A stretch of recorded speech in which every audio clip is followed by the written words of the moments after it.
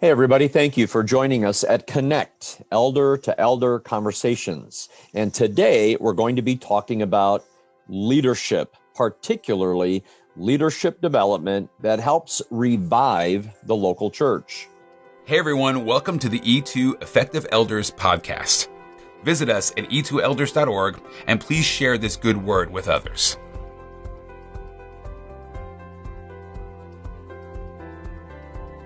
Hey, welcome everybody to E2, our podcast called Connect, conversations that are taking place from elder to elder. And today we want to say thank you once again to CDF Capital for investing in elders across the country and around the world. They are longtime ministry partners of E2. And today we welcome Dr. Don Sanders. Don, good morning. Good morning. Thank you very much for the invitation to be part of the program. And thanks for saying yes to the invitation. For those who are listening, Don is the director of the Merold Institute that is housed on the campus of Harvester Christian Church in the metro area of St. Louis. Dr. Don, why don't you share with us a little bit, please, about the Merold Institute?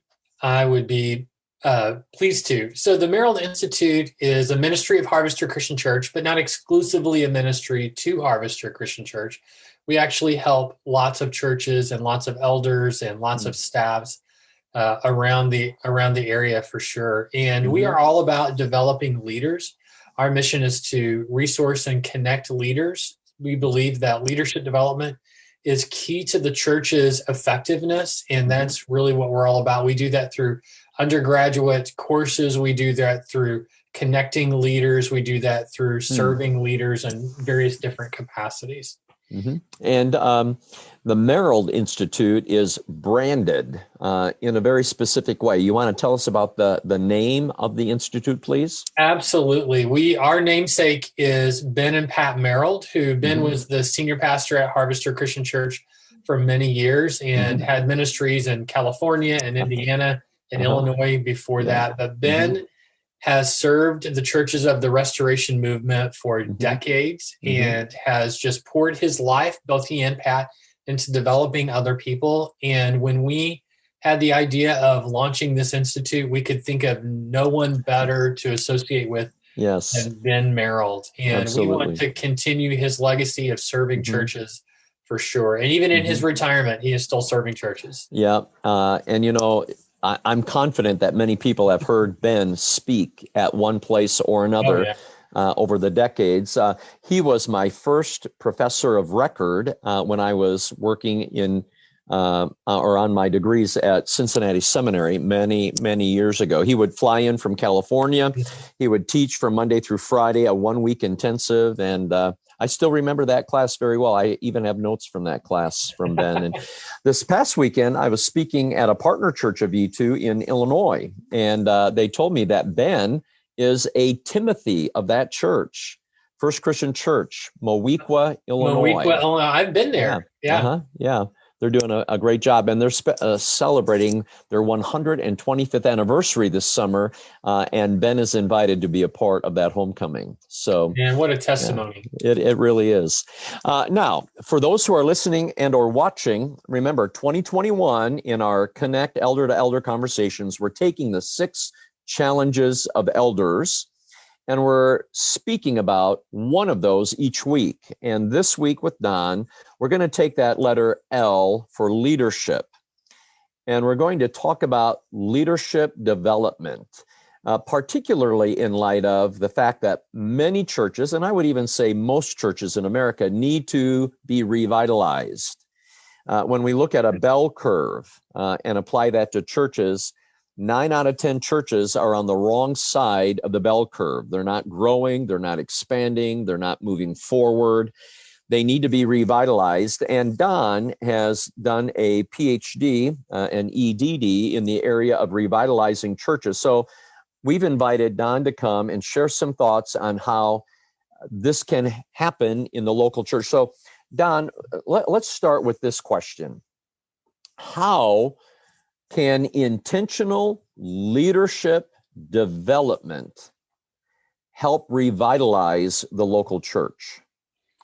Well, that's a fantastic question. And I think sort of the backup premise to that is to recognize that churches that do revitalize have an intentionality that develops other leaders. That's one of the things that we saw in our study. We looked at almost 48,000 churches. And of all the churches that had been revitalized, 87% of them emphasized leadership development in that process. So we see a direct connection between developing leaders and the church being revitalized. I want to emphasize that statistic. Your research showed that basically 9 out of 10 churches that invested in developing their leaders, they became revitalized. They went through a revival of sorts.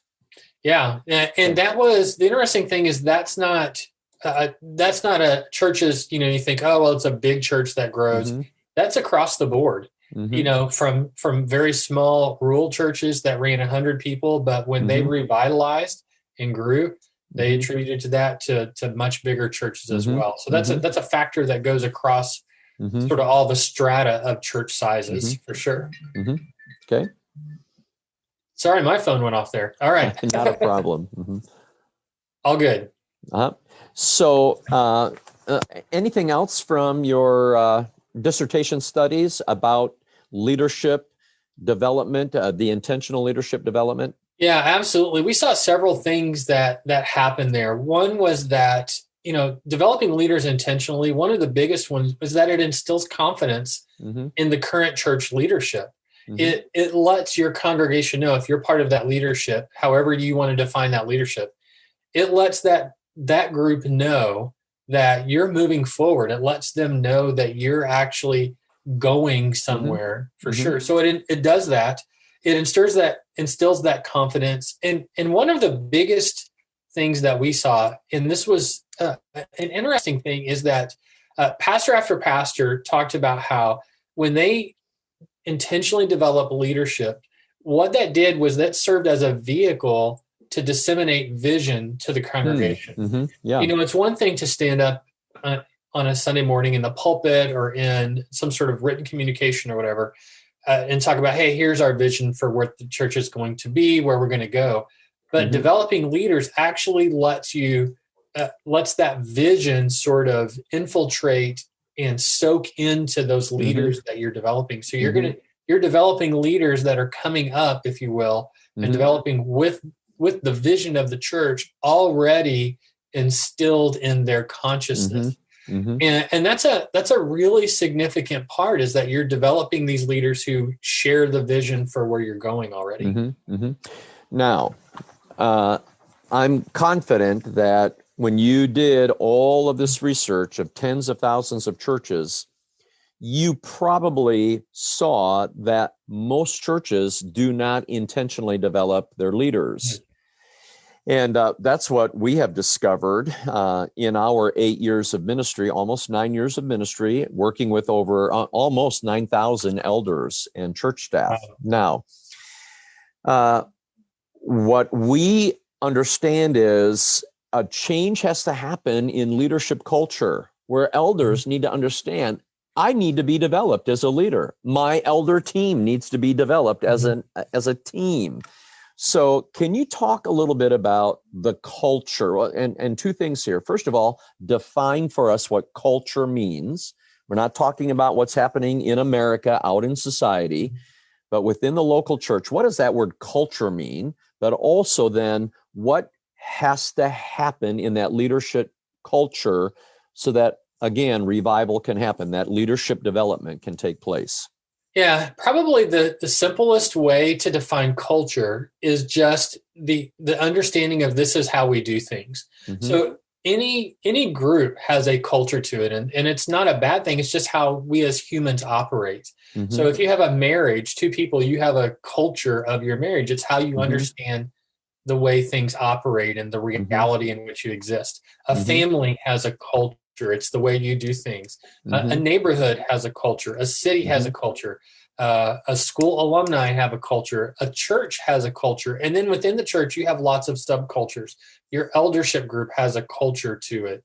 Your worship team has a culture. Your staff has a culture. So culture in this sense is something that is just pervasive among human existence. It's the way God created us. So when you look at that, part of it is you have to look and say, what is our culture? And you don't tend to think about culture. You don't get up every morning and go, hey, what's the culture of this? Right. But it's just the way that is ingrained in us, that the way you understand things operate. And it kind of goes unquestioned the vast majority of time. So when we talk about a leadership development culture in a church or in a particular group, what you're saying is this is our understanding of how we develop leaders. Now, you may have never, ever thought about that, which again is part of that culture, which you go, our culture is that we don't have any sort of intentionality with that. So you kind of have to examine that. So in order to develop leaders and to be intentional about it, you have to change that culture. You have to intentionally shift and say, we're going to do something different. So there are particularly a couple of things that happen when you change that culture. One is that there has to be some sort of paradigm shift in that culture. And you basically have to say, we are not going to do things the way that we've done them before. And that's big. As you said, most churches look at it and say, well, we're just going to do things the way we've always done them and hope that we get a different outcome. That generally does not happen. Right. Yeah. For real. Yeah. Another thing. So you talk about paradigm shifts, and that could be, hey, the way we structure our meetings, or who is invited to our meetings, or we're going to intentionally shift the organizational chart, and sometimes we're going to amend our bylaws to look at this and say, hey, our bylaws were written 50 years ago and reflect a process of operation for 50 years ago that are just incredibly restrictive or out of date. And sometimes churches did that. Say, we've got to change how decisions are made legally, or different things like that. A second thing that you generally saw is that there has to be the primary leader of your church has to change. Now, that doesn't mean you need a different leader. Right. But it doesn't mean that you need a new leader. And sometimes the new leader is the same leader who's always been there. That the lead pastor, that lead minister has to change and say, I'm going to intentionally engage in this. And sometimes that's an easy switch. You look and say, hey, I've got to really focus on this. Sometimes it is actually a personnel change in that, but it doesn't have to be, for sure. Yeah. Got it. And so, when you describe how there may be a shift in the culture, one thing that I want to throw out is that if we're going to begin developing leaders, and then these leaders can revitalize the local church, jumpstart the local church, I want to draw on something that Jim Estep has said many a time in many of our retreats, many of our conferences. He says at least elders need to do 1, 1, 1, 1. Read one book, attend one conference, have one subscription to some kind of a leadership periodical, podcast, blog, whatever, and visit at least one healthier church. And minimally, that would be, he said, a year. And if we can't read one book in a year, what's going on? If we can't visit one other church in a year, what's going on? So if we're going to revitalize the local church, for which we're going to be held accountable someday as elders, we need to be doing intentional leadership development, which might then necessitate a change of culture. So, all right, so tell us, please, and let's use that as a springboard to one last question. Talk to us about best practices.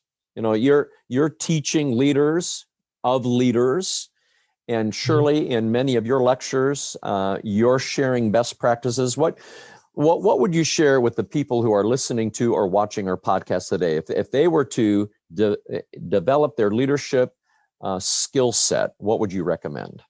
Yeah, to sort of bridge that question, I would say when we talk about a culture shift, probably one of the best practices is to have somebody from the outside come in and observe your culture.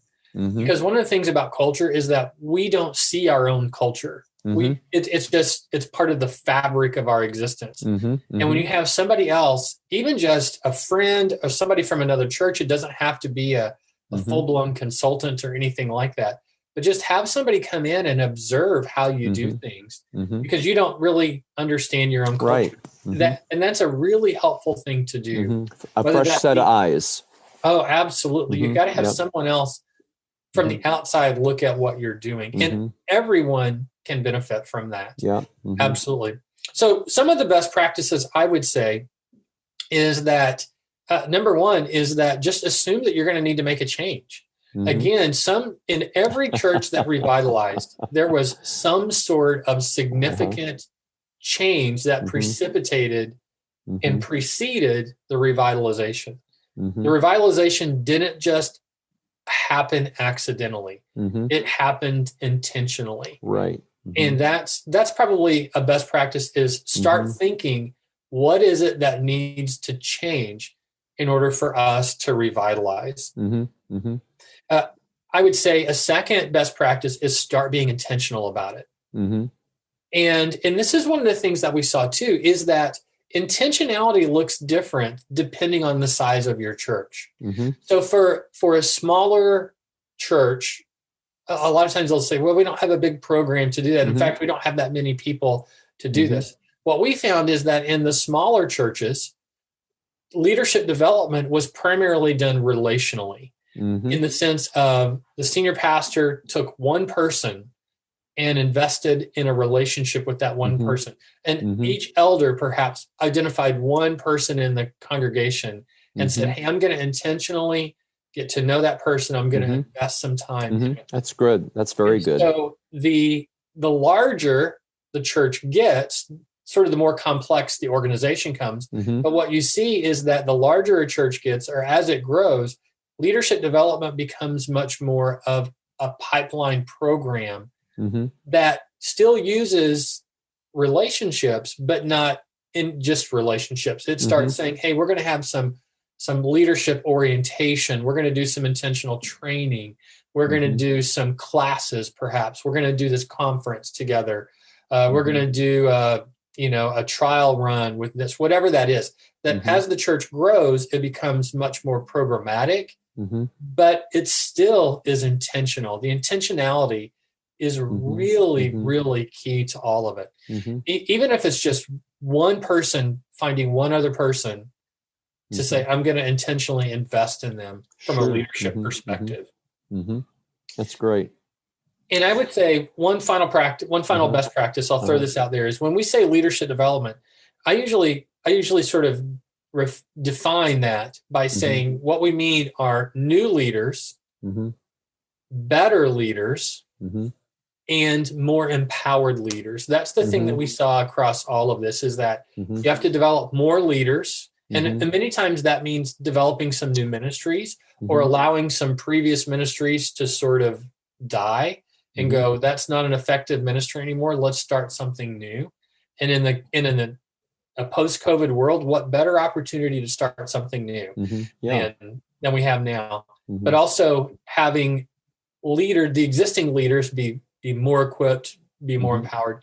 But then also, especially in the lower levels of leadership, is empowering the leaders to actually lead and not sort of hamstringing and restricting them by saying, well, you're the leader of this, but you can't make any decisions without getting 14 people approval or anything like that. So new, better, and more empowered leaders. Yeah, no, that's a very good word. There is a crisis in that the leadership pipeline is running very low. And we have, just as you talk about intentionally developing leaders to revitalize a church, we need to intentionally recruit and equip and then release empowered new leaders. Absolutely. Yep. Regretfully, we have many conversations with churches. I had one last week with a church that has 0 elders and they're down to 30 people. And now they're making a call. Can you help us? Well, it would seem to me that people could see the progression taking place in the local church. and do something about it. I believe that personal responsibility needs to be reawakened in America, in the American church. So, well, Don, you've been very helpful. How can people reach you if they have a question about some of the things that you have said today? Yeah. One is go to our website. It is the Merold Institute, Merold, the Merold Institute .online. And that's probably the easiest way that has everything that we are all about and all the things we do on there. Very good.